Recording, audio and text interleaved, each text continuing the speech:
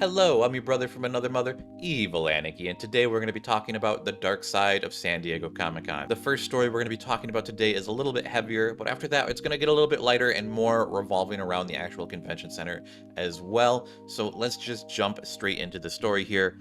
And of course, the first story is the news that broke yesterday afternoon. I'm sure you've seen it because it went all around social media and on the news websites. 14 arrested in human trafficking sting at San Diego Comic-Con, and this was reported by Fox 5, Variety, and it's just all over on a whole bunch of different websites. I'm going to tell you right now, they're all basically just regurgitating the same information that was released by the Attorney General's office. So here we have the official press release. This is straight from the source, guys. Attorney General Rob Bonta, San Diego Human Trafficking Task Force, target human traffickers at Comic Convention in San Diego. It's weird that they call it Comic Convention in San Diego instead of San Diego Comic-Con. I don't understand. But going straight into the story, as part of a joint investigation through the San Diego Human Trafficking Task Force, California Attorney General Rob Bonta today announced the results of a human trafficking sting aimed at recovering victims of sex trafficking and targeting sex buyers using the San Diego Comic-Con convention to seek out potential victims from July 25th to 27th. The California Department of Justice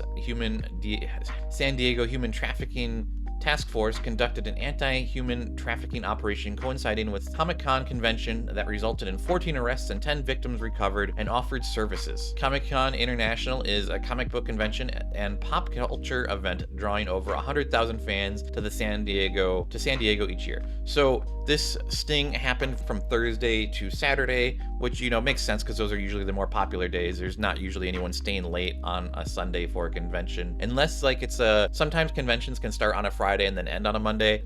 This year I don't think San Diego Comic-Con was like that, and I don't usually think it's like that. I know Anime Expo can happen like that, but unfortunately sex traffickers capitalize on large-scale events such as Comic-Con to exploit their victims for profit, said Attorney General Rob Bonta. These arrests send a clear message to potential offenders that their criminal behavior will not be tolerated. We are grateful to our dedicated partners involved in the San Diego Human Trafficking Task Force, whose collaboration has been invaluable. The San Diego Police Department is a proud member of the San Diego Human Trafficking Task Force, said San Diego Police Chief Wall. Working together, teams identified and arrested more than a dozen individuals participating in these illegal acts in our city. Over the weekend, this successful operation recovered 10 victims of human trafficking, including a girl of just 16 years old. These results show our collective dedication to combating human trafficking and holding criminals accountable. So they basically just go over, the same stuff over and over again. I don't know why they repeat the information over and over again. It's a little weird. It kind of just feels a little drawn out. But let's go to the official social medias for the San Diego Sheriff's Department. And so here they have it as well. And this is the image they posted for their social medias. I don't know if these are specifically the 14 individuals. People in the comments here are like, why are they blurred? And why can't we see their faces? And I agree, if these are the actual perpetrators, I would love to see their faces. This is what the Sheriff's Department put out. If these are the actual people, these people are sick. But let's keep going on. So beyond the San Diego Sheriff's Department, the Attorney General also posted about this, and he's gotten a more mixed reaction to his post about this. As a result of the investigation by San Diego Human Trafficking Task Force, 14 individuals have been arrested, and 10 potential victims have been offered services. Potential. And so that's a key word right there. The response to this post is a lot different than the one from the sheriff's office, because a lot of the people here are actually against him, and they're like, why are you lying? That's a lie. Cops and anti-trafficking organizations use these events to make money and arrest innocent sex workers. Potential is the key word, and the police defines its definition in order to justify their intervention. No, they bloody don't. It's been checked and rechecked and rechecked and re-rechecked. Traffickers have no reason to expand their actions just because some event is happening. Cripes, stop being such a weirdo and learn something instead of repeating lies to pull strings. Dolly, I don't understand. I'm just reading some of these Twitter comments here. This is untrue. No proof that any event is tied to trafficking. And this is one thing I want to make clear, guys. San Diego Comic-Con is in no way tied to these people who are trafficking, and it's also, we don't know if the people involved in this sting are actually sex workers or if they're victims, because sex work is, it's kind of negatively viewed upon here in the States, and it's criminalized. In other countries, not so much. So I don't know where I stand on this, because like a lot of people here seem to be like up in arms because of this, and I don't know if they like know something. I tried looking at their profiles and I didn't see any other posts about this, so it's interesting to see that people are you know, coming after the attorney general about sex work in this situation. I'm wondering if one of the people who were arrested in this sex trafficking sting was actually a sex worker and not some type of victim. You know, it's kind of hard to say, and this is just my speculation. This is an interesting story, and so let me know what you guys think down in the comments below, and we'll just keep moving on with the stories for today. So the next story we're going to cover is the Penguin Comic-Con experience evacuated due to nearby fire. So I actually saw a friend post this on Instagram. I didn't save the video. I think it was like an Instagram story, but there was a fire, just like a huge bloom of smoke just coming out of one of the buildings, and it looks like the nearby event, the Penguin Immersive Experience, had to be evacuated because of it. My friend who posted it wasn't sure if it was an explosion or a fire. They just saw the smoke. Definitely a very scary looking situation with like such a huge plume of smoke coming out. Let's see here. You can see here in the Penguin Immersive Lounge Experience, it definitely looks pretty foggy and smoky in here. And they're all being evacuated. There's the fire department. And yeah, there's the smoke right there, I think. Right there to the left. And this is unfortunate. You know, I mean, you have to take fire safety very seriously. Even if the building wasn't at risk, it's you know, fire can spread unpredictably. This was just 24 hours before the HBO Splashy Hall H panel toting the show, a spinoff of the Batman. And we're gonna go into some more stories here. So I tried looking up as much as I could about like some of the darker events of San Diego Comic-Con. I tried going through Reddit, tried Googling some stuff, and then I found some articles here. This one is from Comics Beat, and this is by just their Beat staff, Gabriel Neb. This was the first real San Diego Comic-Con since 2019, unburdened by COVID restrictions or by Hollywood strikes with writers and artists. Let's see here. At a packed Comic-Con talkback in room 25 ABC on Sunday, July 28th, many convention goers gathered to express their concerns about many things that occurred in the months leading to the con and events at the con itself. So if you guys don't know, usually at most cons, like Anime Expo has this as well, where you can go to this panel and you can give your feedback to the convention staff to let them know of any issues you had. I know a lot of people don't tend to go to these, but it looks like this one was actually a pretty big one. And so this had convention representatives, Eddie Ibrahim, Senior Programming Director, David Glasner, Chief Communication and Strategy, Craig Fellows, VP Operations, and Robin Donlin, President of San Diego Comic-Con Convention. So one of the big issues that came up was they had a Deadpool and Wolverine screening,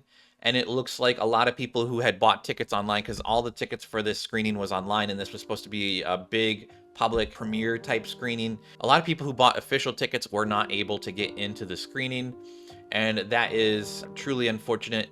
There were accounts of people who didn't even have con badges using screenshots of tickets to gain access, and reports of scans of tickets registering as false were granted access anyway. What was even more disturbing was the poor line management by contract security. Somehow the front of the line managed to swell in time before the doors opened, and there was a very real threat of stampedes by thousands. Okay, yeah, that's unfortunate. It seems like Comic-Con has, you know, even worse line etiquette than Anime Expo. That's not a good thing. The convention staff, they reiterated there was a line, there was a plan, and there was a failure on many levels. The convention intends to launch an investigation into the matter. Another issue of concern, and this one has more stuff we're going to go into because this is actually a bigger issue, is another issue of concern was the hotel rooms and the hotel apocalypse. The annual event when attendees try to secure lodging for the con and sometimes fail to do so.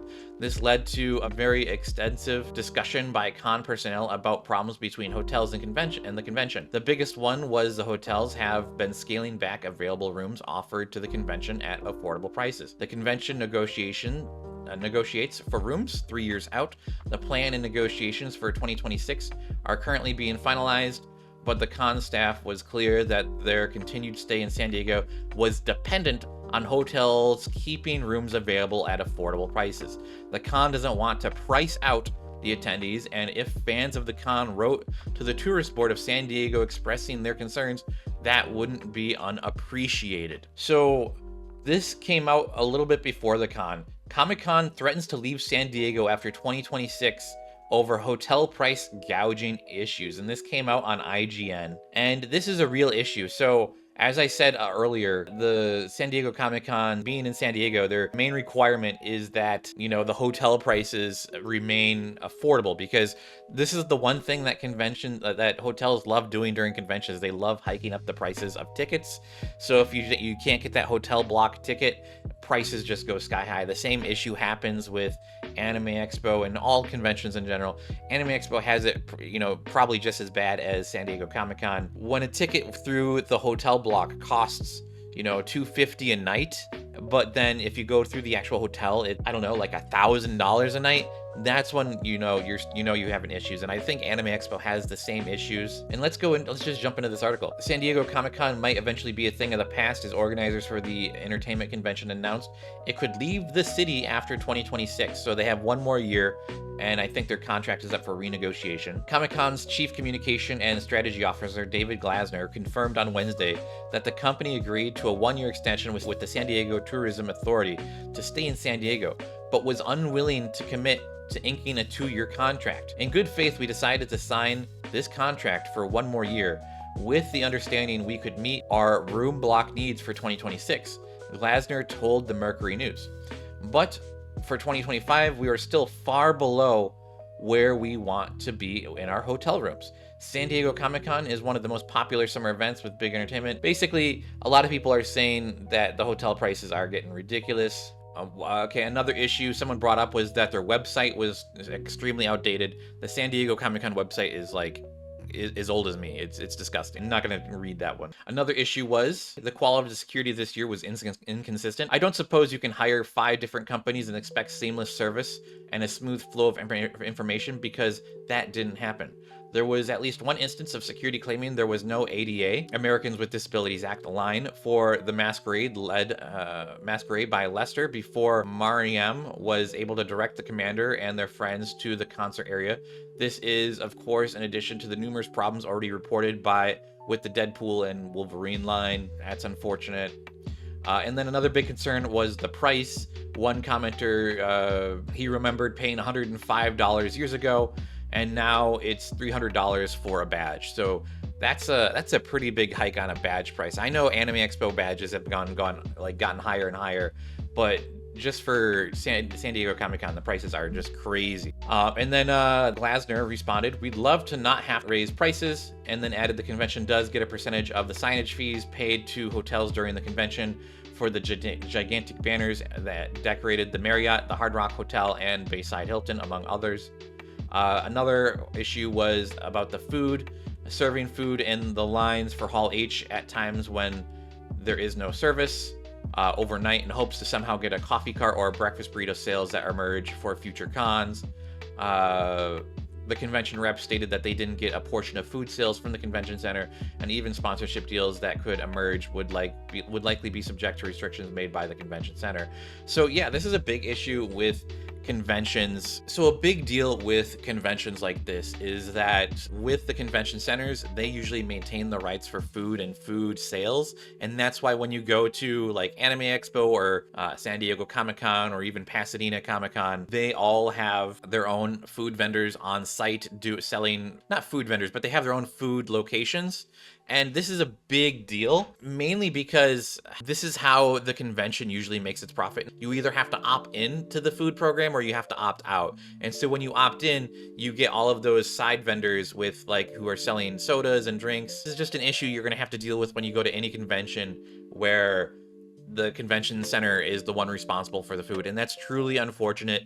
I know Anime Expo had a really big food vendor section this year, and I know San Diego is really, the convention center is really close to downtown San Diego, so there's a lot of food and restaurants that you can go to, but again, they're gonna, their prices might not be hyped up for the convention, but San Diego is still not a cheap city. And speaking of that, there were reports of drinks costing $19, a beer was $40, water and soft drinks were $9, and a cab ride to the airport was $30, which is pretty heavy. And this is a big issue with American conventions in general. So this photo is from Anime Expo.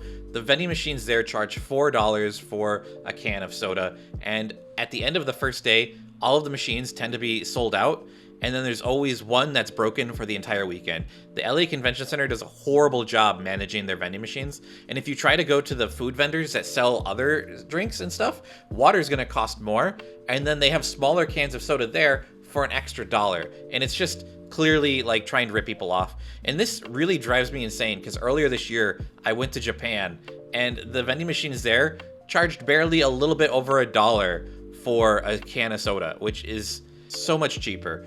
I really think conventions need to be held to higher standards with their food and drink prices, especially when it's in the middle of summer and water's costing nearly $10 a bottle. That's insane. That's going to be it for today's video, guys. Thanks for watching. Be sure to like and subscribe, and I'll catch you guys in the next one. Bye-bye.